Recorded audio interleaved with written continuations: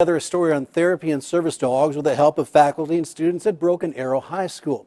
We were going to air it last Friday, but our COVID-19 coverage changed that. Well, I got to thinking, we're all feeling a little stressed right now, so now's the right time to show you how these animals are changing lives and improving emotional and educational outcomes in Oklahoma. Curious about everything.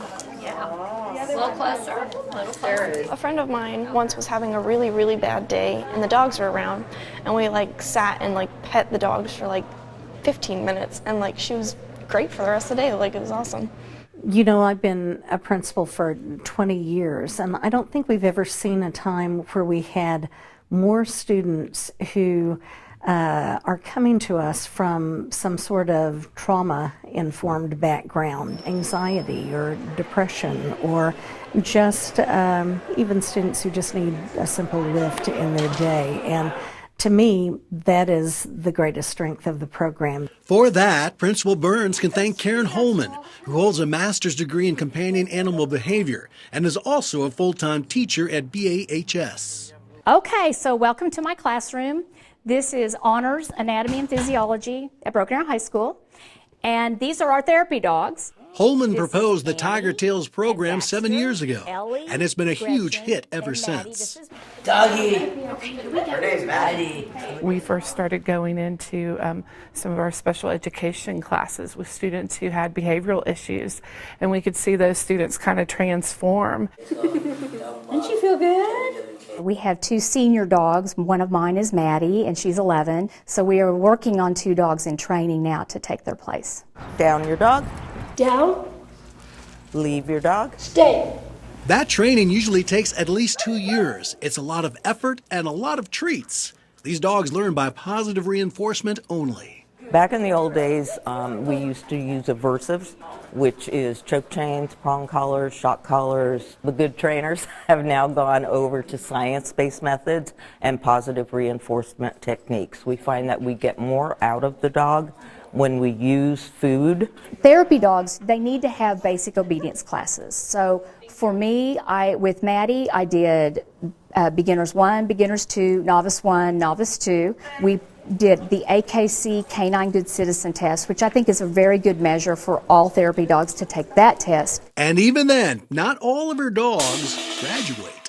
A gorgeous Labrador that was the most obedient dog I've ever had, passed all his tests, and I made it to a nursing home about 3 minutes and realized he does not like this, and I was almost afraid he was going to bite. And we couldn't get out of there fast enough, and so I realized he's just a washout. He's not going to make it as a therapy dog. He's just a great pet.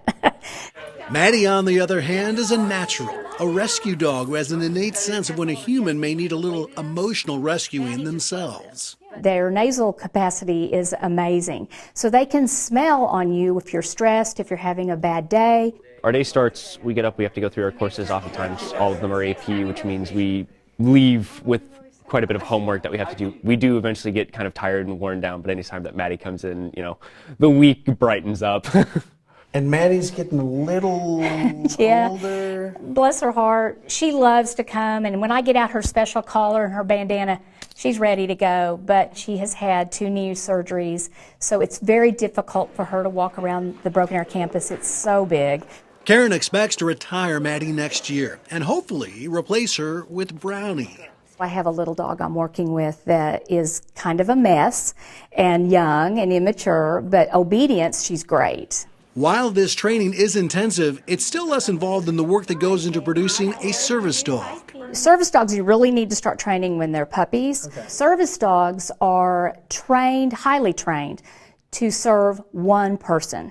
They have ADA access, so they pass access tests so they can go in public facilities, and they stay with this one person and perform tasks for that person to make their life easier.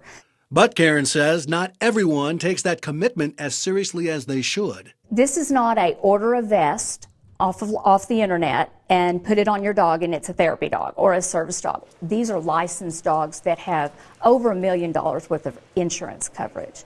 So yes, people are taking advantage of the system, and what it's going to do is hurt those people that really need it. And that would be a shame, because these dogs have been proven to lower blood pressure and pulse rates in humans and help children read better too. It's been found to raise reading scores about 3 grade levels if you just let students just lay on the floor with the dog and read.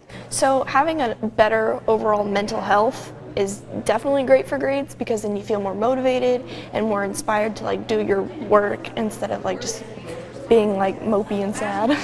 Yeah, when I started out 42 years ago, maybe we just weren't as informed. How, as a school community, we can kind of join hands, and definitely when kids feel relaxed and they like the place that they are, they're going to learn more.